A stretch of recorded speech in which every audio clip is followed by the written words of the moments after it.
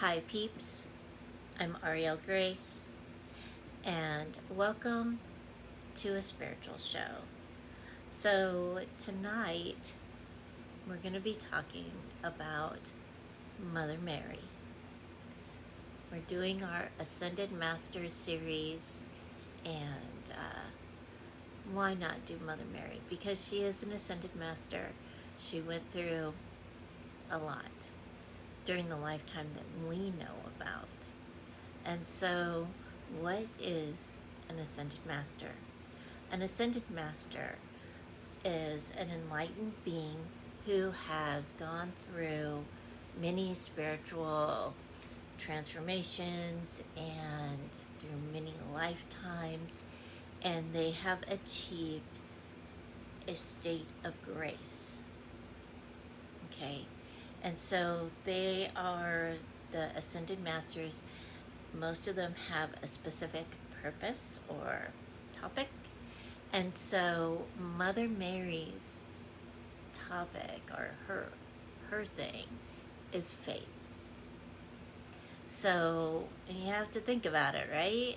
Like the lifetime that we know about that she spent, here she is, this nice Jewish lady doing her thing, and she's engaged to Joseph, and they're gonna get married, and it's gonna be so good, and they actually like each other, right? so then Mary is, she's doing her thing, and suddenly the Archangel Gabriel comes along and says, hey, guess what? You won the lottery. You are gonna have a great baby now. You are pregnant now. You are pregnant with the Son of God. And then he says, good luck, and he takes off. And she's just like, what? Because, unmarried pregnant ladies back then wasn't a good thing, right? So, she has to explain to Joseph what's going on and have faith and let him know what happened, and hopefully he's good to go with it, right? So, well, Joseph loves her, and he is good to go with it. But she has to go through this with her family. They have to get married real quick. So, it is a big thing. And even through her whole life raising her son, Jesus, there were things that happened that, she had to constantly keep up with her son.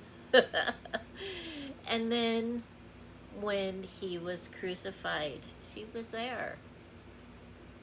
So, and she was there, and she was praying, and she loved her son so much, but she had faith. She had so much faith to know that her son would be okay. He would be okay, and she believed what her son said. And so, think about that. That's traumatic. That's a traumatic life. Just that alone, seeing your son crucified, is traumatic. And yet, still, she had faith in God, and her faith never wavered. Right? Yeah. So she's pretty awesome. But I wanted to talk to you because, she's appeared in different places, and she is actually, a lot of people pray for her for protection and for intercession, and you can too. I do it a lot. I'm like, hey, need some help here. I will say that out loud, and with the intention of connecting to her, like, hey, help me out. So my altar in my living room has several of her images on it, and I'll show you a couple of them. But here is her prayer. Hail Mary, full of grace, the Lord is with thee. Blessed art thou amongst women, and blessed is the fruit of thy womb, Jesus. Holy Mary, Mother of God, pray for us now and at the hour of our death. Amen. And so that is her prayer. I learned that prayer when I was a little girl because I was raised Roman Catholic. So I learned a lot about Mary and the other Marys too. There's tons of Marys back then. So we're going to talk about her a little bit more, and hopefully you will love Mary too, and you will ask for her intercession as well in your life, and know that she is there to intercede for you and assist you in whatever way she can. All right? Because Mary is love. She is. You can use the smell of roses, rosemary, to assist you with connecting with her. Those are two scents that are associated with her. Roses, the color of roses. Roses themselves. Grow roses in your garden, in your home. They have those little tiny teacup roses. They're so cute. So she intercedes for everyone. You don't have to be special or think you're special for her to intercede for you. You be you. Remember, your specialness is within you. And Mary can assist you with understanding, knowing, and feeling confident in your specialness. Okay? Because if you think about it, Mary was this nice Jewish lady doing her thing. She was a humble Jewish woman, and she was chosen. So, allow her to intercede for you in your life. If you need intercession, let her help you. Okay? All right. So, she is the patroness of humanity. So, she's here for everyone. So allow her, all right?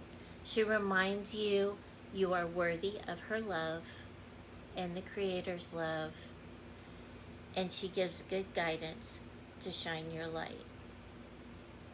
So she can help you with that. All right. So Mary has appeared in different places. What? So she's appeared in Mexico. That's how we got Our Lady of Guadalupe. And she is pretty awesome because she's Mary. But look at how she is. She is standing. She has the sun's rays around her, the roses, right? That is Guadalupe. Okay, so she appeared to a priest, and she said, "Hey, can you let people know to build a church here for me?" She was in Mexico, and let's see. Okay, so it was like in the 1500s, and Juan Diego, I think that's his name. Juan Diego was a priest, and so she's like, "Yeah, can you do that? Let your people know. Build a church here for me." And so he was like, "Well, okay." So he went to his bishop, and he said, "Hey, Mary appeared to me, and she wants a church built here for her." And the bishop was like, "I'm going to need more information than that. I'm going to need proof that it's Mary." And so Mary found the priest again, and she was like, "Hey, what about that church?" And he was like, "Well, the bishop needs more proof that you're you." And so she says, "Okay, well, go over the hill, and there's going to be some Castilian roses over there. I want you to gather those roses up and take them to your bishop." Now, the reason why it's so special, those roses, is because they were out of season at the time. And he's like, "Gather roses." Okay. So in Mexico, they have blankets that they carry over their shoulders. And so he went, and there were these roses. So he put them all in his blanket, because he didn't want to hurt them. So he wanted to carry them in his blanket gently and bring them to his bishop. So when he brought the roses to his bishop, he was like, here's your sign. And he opened his blanket, and there was the image of the Guadalupe. And did she get her church? She sure did. She got her church. And it is now a site where people go to. It's a pilgrimage site. So isn't that awesome? I mean, I know I'm contemporizing the history of this as I'm remembering stuff. But that's how she got her church, and this is the Guadalupe. All right. So the other apparitions are Lourdes, France. Okay, so we're going to talk about Lourdes, France, and we're going to talk about Fatima. And in Lourdes, now Mary is really good at appearing to people, regular people, because what? She is a patroness of all humankind, right? So she, in Lourdes, she appeared to Bernadette, Saint Bernadette. Although Bernadette wasn't a saint at the time. She was only 14. And she appeared in the grotto in Lourdes. And she told Bernadette, I think Bernadette spent like 2 weeks going to see her, right? And Mary was like teaching her and communicating with her. And so Bernadette described her to the priests, and she described what was going on.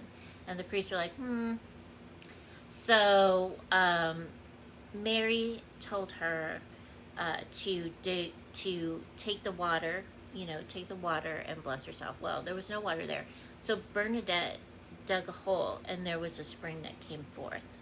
And so that spring in Lourdes is blessed water, and people go to that spring.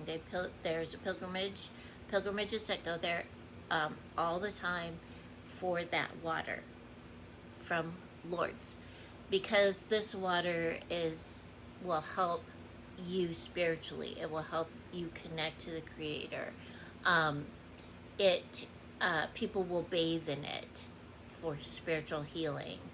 I'm not sure, I don't know if their bodies have actually healed from the water, but I do know that the water is very special there because of Mother Mary appearing to Bernadette. And so Lourdes is a very special place, and it is one of the golden cities of light. I'll be talking about that later. But it is that. And so now it's a place where people can go and receive that spiritual healing and feel that connection to Mother Mary. Right? Okay, so I have a prayer for Our Lady of Lourdes. That's what they call her, Our Lady of Lourdes. Let me see, I'm going to find it here. And I will recite it for you. And if you want these prayers written down, you can check out my blog at aurielgrace.net and click on the Clarity 101 blog. The prayers, the blogs go up every Monday. So, oh, that's Fatima. We're going to be talking about Fatima in a second. Okay, so let me see. Our Lady of Lourdes prayer. Our Lady of Lourdes, we come to you like little Bernadette at the grotto. We pray with childlike trust in you, Our Lady of Immaculate Conception. When you appeared in the grotto of Lourdes, you made it a privileged sanctuary where you dispense your favors.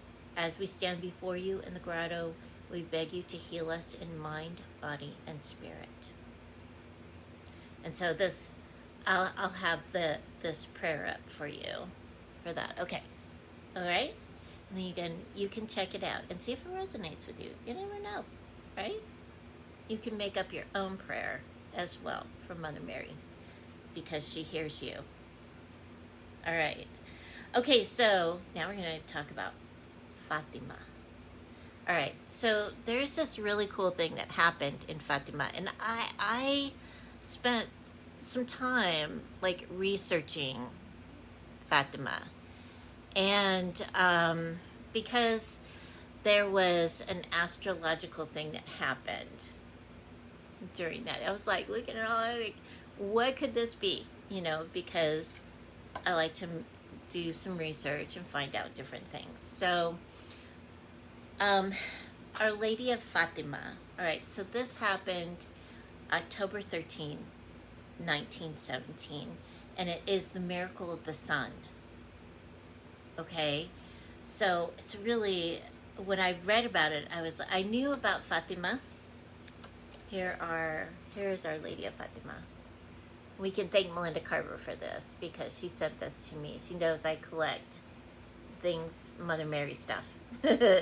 So this is Mother Mary, and these are the 3 children she spoke to in Fatima. Okay, and so I'm going to set this right here. I'll take a picture of it and put it in the blog as well. All right? Okay. All right.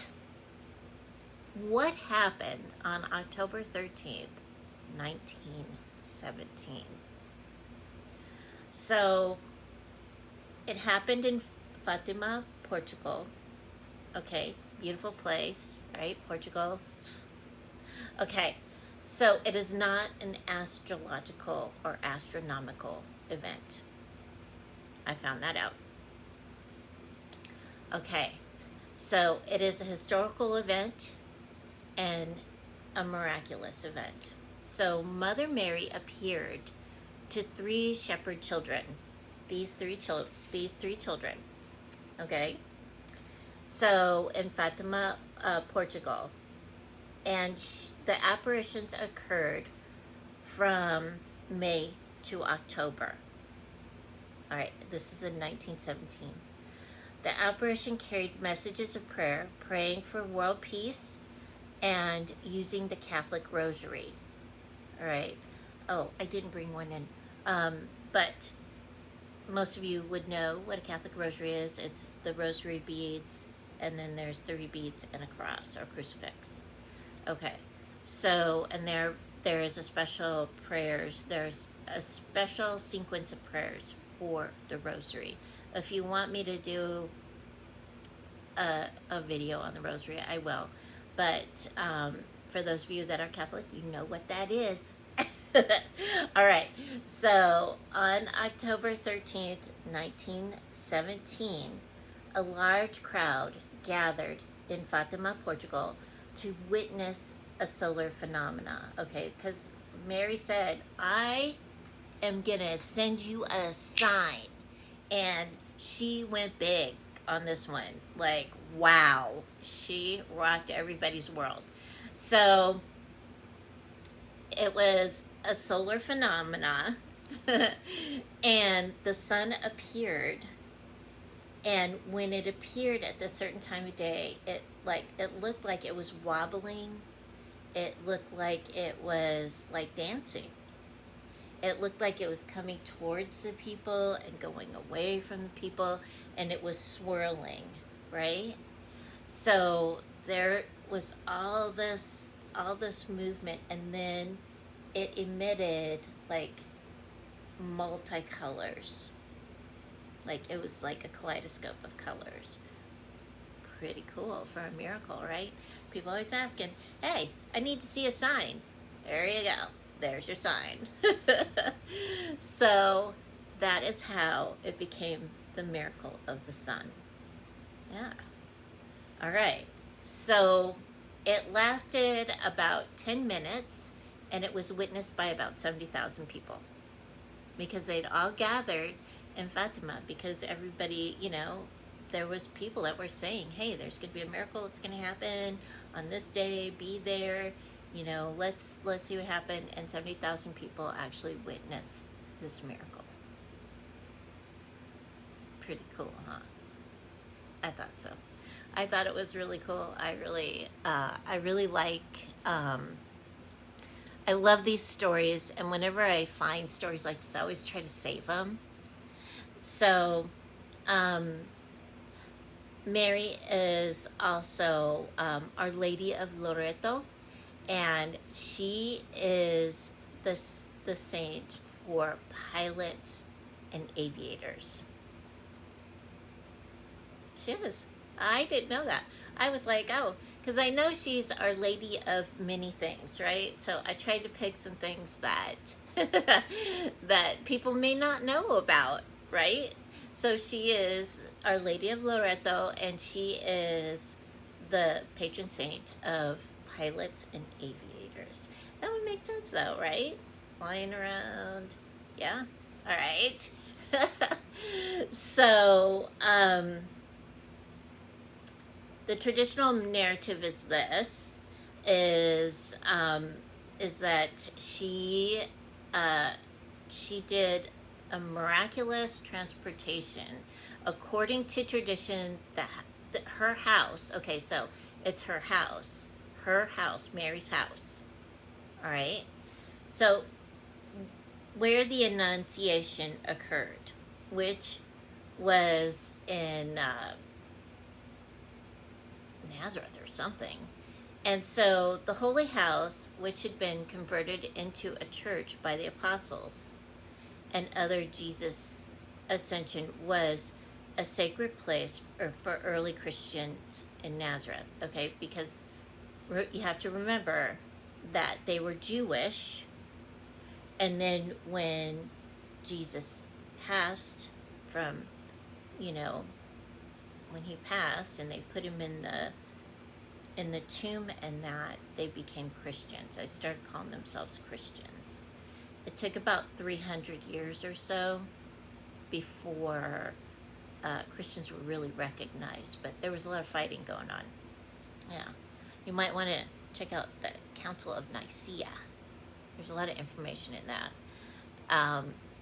So anyway, there was a threat of destruction, all right, of this place, this house. And it was in the 13th century, and the Crusaders were losing the Holy War. And there was a fear that the house would be destroyed by enemies, right? Enemies of Christianity. So what happened was the house itself moved. It moved from its place where it was, like, I think in Nazareth or something. And it moved from Nazareth to Terracito. It was in Italy. And no, it wasn't Italy. It was somewhere else in Europe. I think it's Croatia. And then in 1291, it just like appeared. And then it was moved to Laredo because there was fear that it might be destroyed in Croatia. So then it miraculously moved to Laredo. And that's why she is the patron saint of pilots and aviators, because her home, the home that she actually lived in, all right, moved from Nazareth. I think it was Nazareth. And it moved from Nazareth to Croatia. And then it was, again, they thought it might be destroyed, and so people prayed for the home. And so the home moved then again to Laredo. Fully, the whole house, miraculously, it just appeared. And so that is they're saying that the foundations of the house, like, they tested it, and the foundations of the house come from Nazareth, like the sand and the dirt and everything. I thought that was very interesting. I was like, wow, I'm gonna have to look at that more. Anyway, So now she is the patroness of aviators due to the legend of her home moving to all these different places. Pretty cool, huh? Okay. She is also Our Lady of Star of the Sea. And she is a patroness of sailors. And she helps guide sailors back home or to safety. And so she is also the patroness of that. So she, hey, I think she's pretty much covered with everybody, right? Sea, air, land, people, all living beings, animals, insects, butterflies.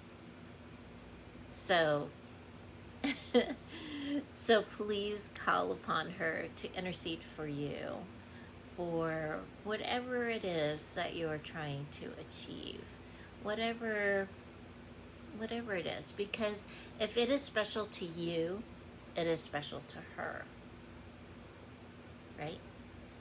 And I do talk about Mother Mary in other videos and that because, well, to me she is very special, and I hope that through this video that you will see that too and want to do some research for her. I know that I'm not talking from a Christian point of view, I am talking from a person point of view, because many of our ascended masters, the angels, the celestial beings, they're not religious. You know, they have moved past that. They have transformed.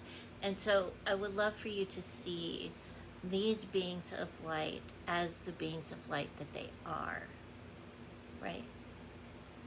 So one of the things I always encourage people to do is to look up the Council of Nicaea, look up some other historical things that happened in order to form Christianity, form your own opinion about what happened, because not all things are as they seem, right? Yeah, because we'll see what you come up with. All right. All right, so that is what I have to say about Mother Mary for right now. If you want to know more about her, there are plenty of books about her. There's a great big book, the Bible. You could check that one out too. I don't know. I started there and moved around a bit. So do your research, make your connections, and really keep your heart open and aligned with the energy of love. And I'll see you next time. Bye.